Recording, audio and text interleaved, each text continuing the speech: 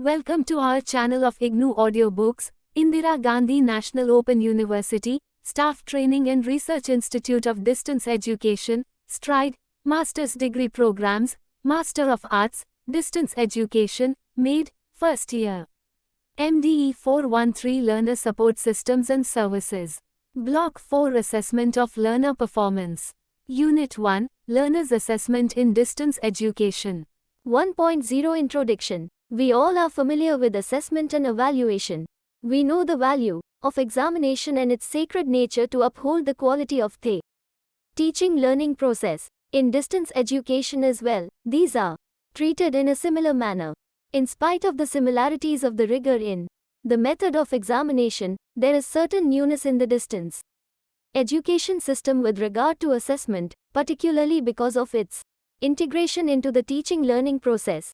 In this unit we shall discuss about the unique features of assessment in distance education, and also highlight different types of assessment and issues related to grading and marking of learners' performances. This unit is an important aspect of the support service to the learner, and you as a distance education professional may use some of the ideas and concepts discussed here in your future engagements with distance education. 1.1 Learning Outcomes. After reading this unit, you are expected to be able to describe the components of assessment in distance education, distinguish between grading and marking, explain the importance of marking schemes, develop a suitable marking scheme, identify factors affecting the notion of perfect grading, and discuss reliability and validity of assessment mechanisms. 1.2 Types of assessment in DISTANCEEDUCATION. In the field of educational evaluation, a number of terms are used commonly and interchangeably. However, they are not synonymous and have specific connotations. Before we delve into the issues of assessment in distance education and its types, let us try to define these terms. Test is a device to obtain quantitative data. This consists of a standard set of questions to be answered or tasks to be performed. It is a most commonly used form of measurement in education. A test usually presents a uniform set of tasks to all members of a given group at a scheduled time with prior notice. Measurement is an act of assigning numerical index, i.e., quantification, to whatever is being assessed in some meaningful and consistent manner. For example, Suresh scored 32 out of 50 in English test. When we assign a score 32/50ths on a given test performed by Suresh, we are doing an act of measurement. Measurement only quantifies the data obtained through observations, tests, or any other devices. Assessment refers to the process of obtaining information about a learner's learning, progress, and achievement, that is, what and how well the learner has learned during and at the end of a course, and assigning a value to the performance. For example, Suresh got an A grade or 75% in an assignment response. Evaluation is a wider and more inclusive term. This includes all the three: test, measurement, and assessment. When we compare the score of a learner with those of other learners and judge whether it is good, average, satisfactory, unsatisfactory, bad, we are doing the act of evaluation. In other words, evaluation includes quantitative description, qualitative description, and a value judgment. Evaluation as a process can be categorized into formative and summative. Formative evaluation, it is concerned with identifying learner weaknesses in attainment of specific objectives with a view to help the learner to overcome the same. Tests for formative evaluation are given at regular intervals during a course. Therefore, formative evaluation is also termed as continuous evaluation. In distance education, formative evaluation is done through assignments and self-assessment questions. In the learning materials, summative evaluation, as the term indicates, it is evaluation at the end of a course, and aims at certifying and grading the attainment of the learner with respect to objectives of a given course. Summative evaluation may also take into consideration the result of the formative evaluation to finalize learners' attainment. As such, it includes all such forms of measurement that would give a measure of success of the course as a whole. Evaluation of learners' attainment of objectives is normally done by three types of questions used in the pen and paper based examinations. These are objective type, short answer type and long answer type, essay type. The short and long answer type questions are generally used to assess the higher order cognitive objectives such as analysis, synthesis, and evaluation. Objective type questions are best suitable to provide feedback to the learners. The following 6 major types of objective questions are normally used to assess students' performances: true, false, matching, fill in the blank, completion of sentences, multiple choice, sequencing. In distance education, both formative and summative evaluations are done using a variety of questions: objective, short answer, and long answer type. These are grouped into 3 categories: self-assessment, continuous assessment, and term-end examinations. Besides, we will also discuss some alternative forms of assessment that can be used in distance and online learning situations. 1.2.1 Self-assessment. In self-learning materials, SLM, the self-assessment questions, SAQs, or check your progress, CYP, questions are spread throughout the text to help the learners check their progress in developing the relevant knowledge and skills and successful attainment of learning objectives. A distance learner would like to know her progress. But there is no teacher to give the feedback, unlike classroom face-to-face system. The SAQs are the means to provide feedback in distance learning materials. These are used as formative evaluation tools to help the learners to learn better. These mostly include objective type questions and short answer questions. Learners are expected to work on these in the space provided or in a notebook. The self-learning material provides answer, feedback to each of these questions. Learners are expected to use this feedback to compare and self-assess their learning. 1.2.2 Continuous assessment.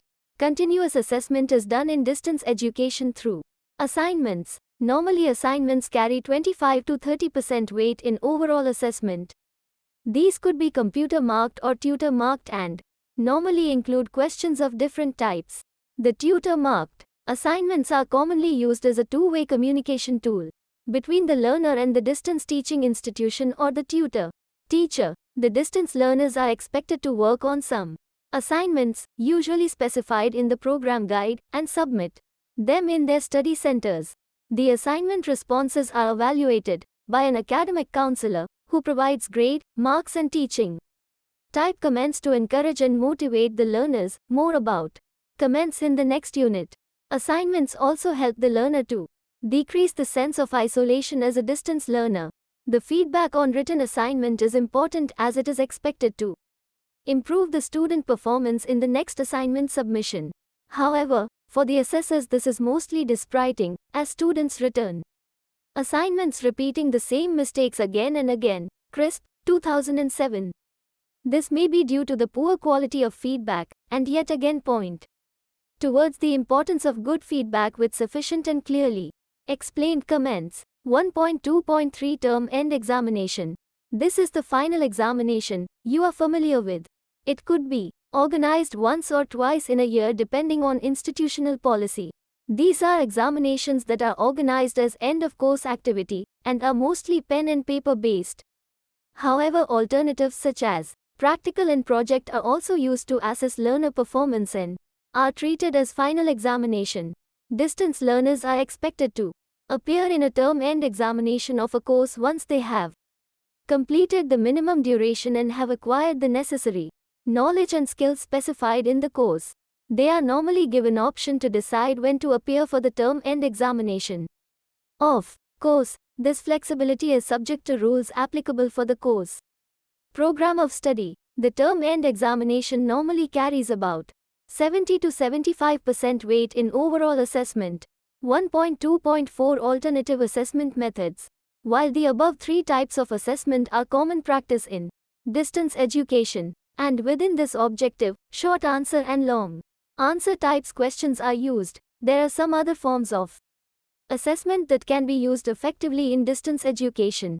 We will discuss some of these in brief in this subsection. These are peer assessment, projects, portfolio, viva voce, oral examination, internship, and seminar presentation. Peer assessment. This method of assessment is used to assess the work done by people of equal status. Mostly peer assessment is used in review of professional publications, books and journal articles. It is believed that in a professional context, the peer group knows best about developments in a field and are the best experts to judge a piece of work. Using the same principle in the context of student learning, feedback of peer group can be used in assessment. However, it also brings in resistance and a distrust of the process. When the grade, marks, feedback of the learners is used without moderation for the final grading. Peer assessment is highly useful when you want your learners to develop skills of assessment and judgment in a particular discipline. Besides, peer assessment is useful in developing critical understanding of the discipline, topic, subject, and promotes skills of group work. It is most widely used in online group discussions in the form of peer rating of the postings. However, to use the peer assessment in the final grading, many give only a 50% weight to the summit rating of the peer group and add the tutor assessment as the other 50% weight. Project assessment. The use of project as assessment provides the learners with practical skills and also abilities to communicate their work effectively. The projects can be product-based or a process-based activities, but at the end both result in reports.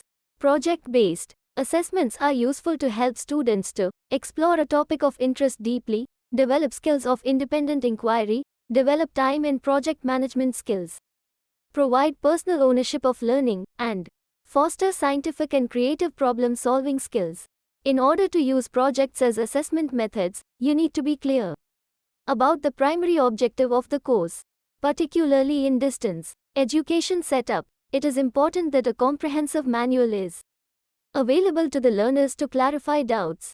The project manual should cover and explain the issues related to supervision, assessment, procedures, length of the project, duration of work, referencing style, etc. Most institutions use oral examination as additional assessment to authenticate the work done by the distance learners in project. Portfolio assessment. Portfolios have generated a good deal of interest in education in the recent past. Portfolio is a systematic record of the works of a student to showcase achievement of certain set of objectives over a period of time. It may include work samples, description of the work, student reflection, etc. The portfolio has the following advantages. It measures students' ability over a period of time. It is criterion-oriented, and the criteria is known to the student. It is embedded in the instructional process, and support and guidance are given throughout. It helps the learner to do self-assessment. It captures different facets of learning. It helps the learner to be creative and independent. The use of portfolio as an assessment tool is used in professional and vocational subjects such as fashion, art and management. However, portfolio is getting popular in other disciplines with the advent of online portfolio systems. A portfolio has become an important way to show the progress a student over a period of time to the prospective employers. It is through portfolio that we can understand the willingness of a person to learn and her ability to take feedback positively, and also use of personal reflection in the process of learning and development. Oral examination. This is normally done in the form of viva voce at the end of a project or when we want to know the language proficiency of a learner. Oral examinations can also be used in the form of group discussions. Mostly it is used to screen candidates in job placements to know about leadership and team abilities. Oral examination is also possible with the use of online technology, particularly synchronous audio conferencing, seminar presentation. Besides the language proficiency, leadership abilities and team spirit, it is also important to know and develop students' ability to make effective presentations. In professional courses, it is expected that learners are proficient in the art of presentations. When a student has done in-depth study and research in an area, her confidence is shown in the clarity of the presentation and the way she makes the presentation. It also shows the persuasion ability of the learner, as the presentations can be made creatively using many technologies. In online examinations that use term papers to assess student learning, online presentations are also used. Internship. the use internship is not normally done for the purpose of assessment. It is usually done in the form of giving actual work experience to the learner. So, in highly skill-based courses, internship is used to give hands-on experience to the learners to handle actual projects, machines, and tools to work and learn the tricks of the trade. On the floor, students are attached to supervisors, mentors who provide critical inputs and support to the learners to rectify their mistakes and learn. In some institutions, the learners are expected to prepare a report of their experience in the internship for assessment. In such a case, the supervisor also provides a specific confidential report to the faculty about the work experience of the learner, which forms part of the total assessment. 1.3 Marking and grading. Learner performance vis-a-vis the course objectives can be reported with the help of numerical marks. However, in all forms of education, either classroom or distance, grading is slowly replacing marks. In distance education, both quantifiable marking and grading are used to report student performance, though grading is the favored practice. World over, in Indian situation, marking is also used to avoid the problem of conversion of grades into marks, particularly to facilitate mobility of distance learners to other institutions. We are familiar with the marking scheme that follows a 0 to 100 scale, and accordingly absolute scores are given to student performances in examination, test, assignment within this scale. However, the scale in the grading pattern could be 5 points, 7 points or 9 points. IGNOU follows a 5-point grade system with the notional values given in TABLE 1.1. TABLE 1.1, Grading Pattern at IGNOU. Look at the screen. At IGNOU, different programs follow different schemes, marking and grading. In some 35% is pass mark, in others 40% is pass mark. While courses that use grading system C is pass in some, whereas in some D is pass grade. In some programs average, C, in term end examinations and assignment is pass grade, while in others students have to receive C, in both assignments and term end examinations to pass. In the grading pattern, each answer is evaluated and graded separately, and at the end a cumulative grade is given based on the point grade. Thus, missing questions in a test or assignment affect the average grade in a course. The University Grants Commission, UGC, in 1973 through a publication entitled Examination Reform, a plan of action, emphasized the need for making the assessment system accurate, familiar and simple. It said, the student results should depict accurately the level of academic achievement of the learner whether grading or marking is used.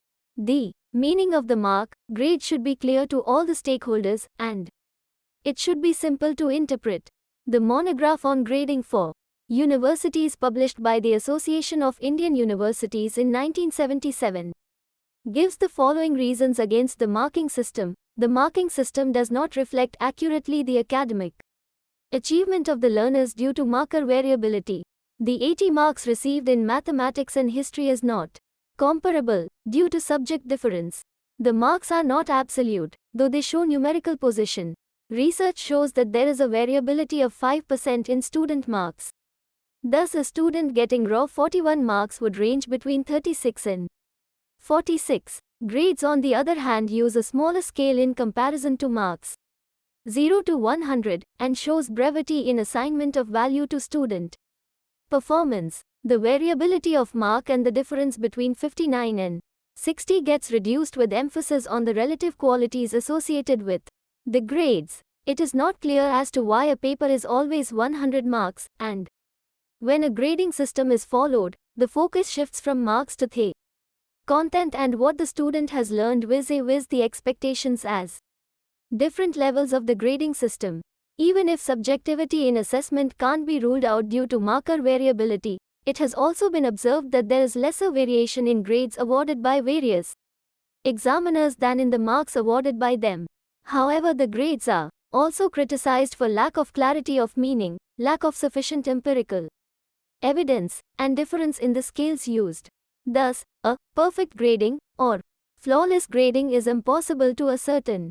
Even if we do get a system in place for flawless grading, it will be difficult to convince others of its validity and reliability, issues that we will discuss in the next section. We will discuss in this section some issues related with grading and marking to make the process of assessment error-free to the best possible extent. Marking, grading scheme. The use of a marking, grading scheme is one of the best ways to reduce marker variability. Morgan and O'Reilly, 1999, suggested marking scheme often contain the following criteria to evaluate the assignment, such as understanding of the concept, argument, structure, presentation, etc.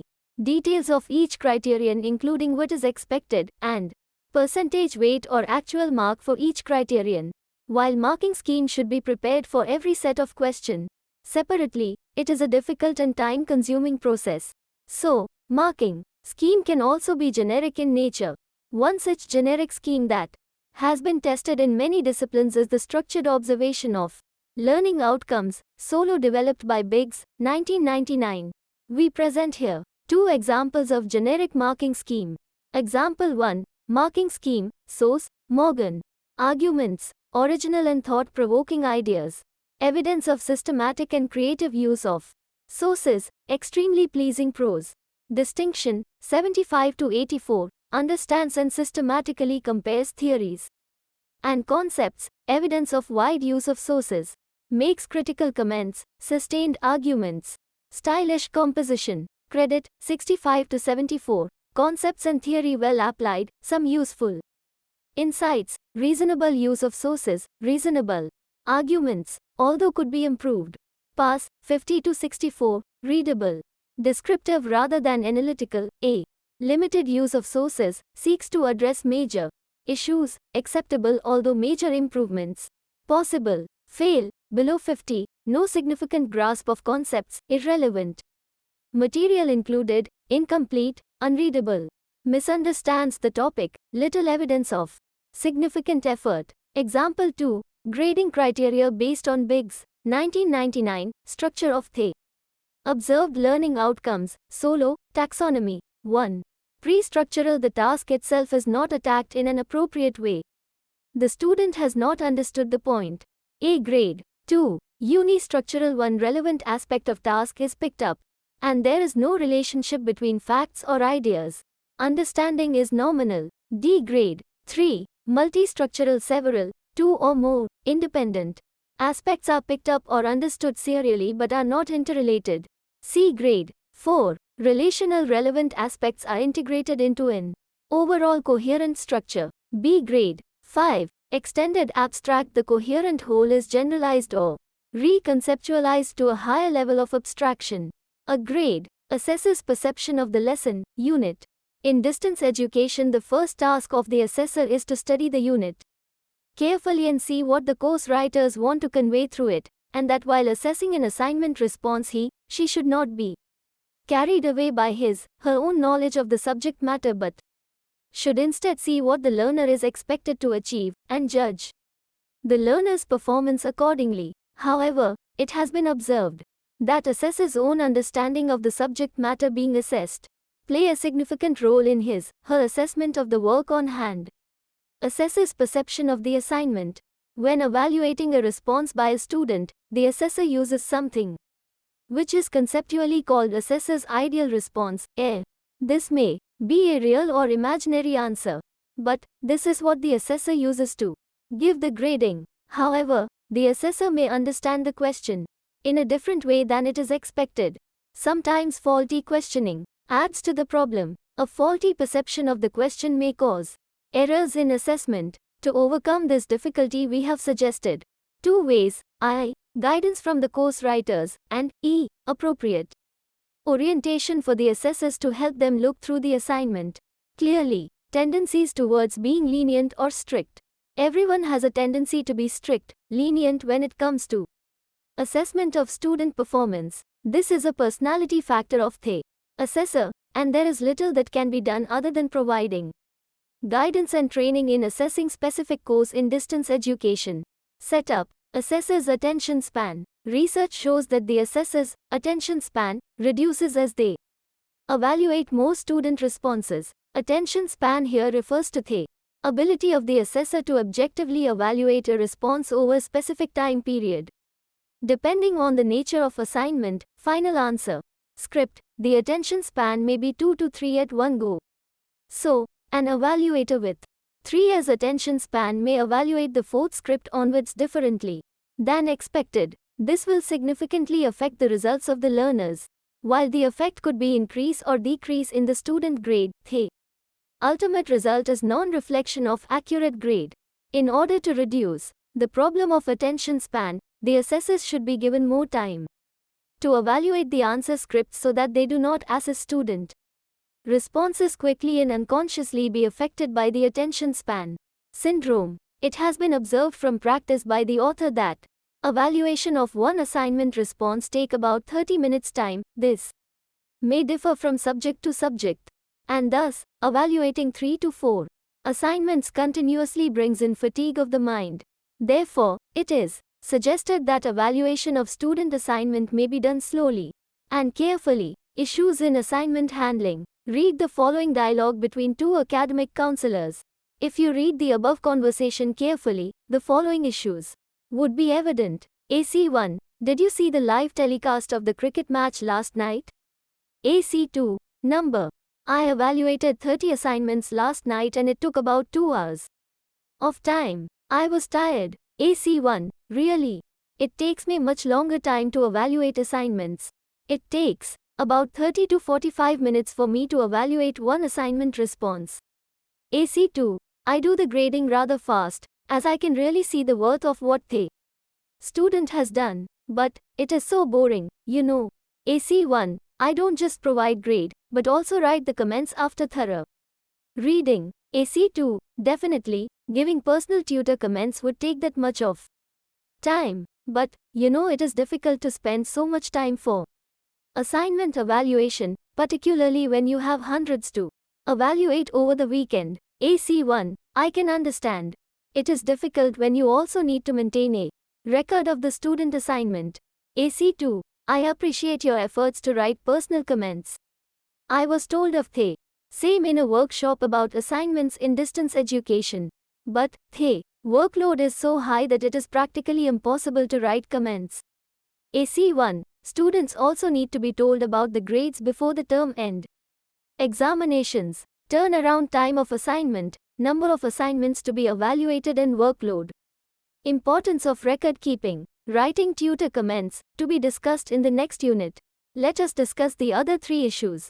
Record keeping. Assignment records are kept at the study center. However, if as an academic counselor, you maintain a register for the assignments evaluated by you, it would be useful to provide personalized comments related to progress and performance of the learners. Record keeping shall also help to reduce unnecessary duplication of work. You can also have a proper accounting of the payments received for the evaluation by keeping a record. Time spent on this account is definitely an advantage. Number of assignments. How many assignments should be evaluated by an academic counselor at a time? This is a pedagogic question that most of the time answered through an administrative and managerial viewpoint. More assignments for evaluation and less time is a frequent problem faced by evaluators. Ideally 20 to 25 assignments evaluation per week is okay, if the academic counselor can spend about 2 hours daily. In order to reduce this problem, there should be more number of academic counselors to evaluate the assignment responses. Turnaround time. By turnaround time we mean the amount of time it takes to reach the evaluated assignment back to the student. At IGNOU, the turnaround time is 6 to 8 weeks. Ideally, the evaluated assignment responses should be returned before the due date for the next assignment in the same course. If the assignments reach the learners late, the significance of tutor comments for the learners would be lost. 1.4 Reliability and validity of assessment. Reliability and validity are 2 psychological measures of the quality of assessment used. When the assessment is of high value stake, it is important that the reliability of the assessment used is sufficiently high. If the reliability is low, then validity of the assessment is also seriously compromised. Reliability says, is the system reliable every time it is used? Does it assess the same learning outcomes accurately every time it does? It is possible to have reliability in standardized tests and for large-scale public examinations. However, teacher-prepared questions always show low reliability. The issue of reliability is more prominent at the stage of grading, marking, especially due to various reasons discussed earlier. The reliability of assessment may decrease. To improve reliability, some institutions also use double marking system. However, the use of specific marking scheme shall also improve reliability in assessment, especially in distance learning systems where there are large number of students to be assessed. The Korean National Open University, KNOU, uses objective type assessment in the term-end examination to improve reliability of the system. If assessment is valid, then it should measure what it is supposed to. It is something like fitness for purpose. Mostly validity is determined by a consensus approach, and therefore, universities use moderation board to validate the question papers.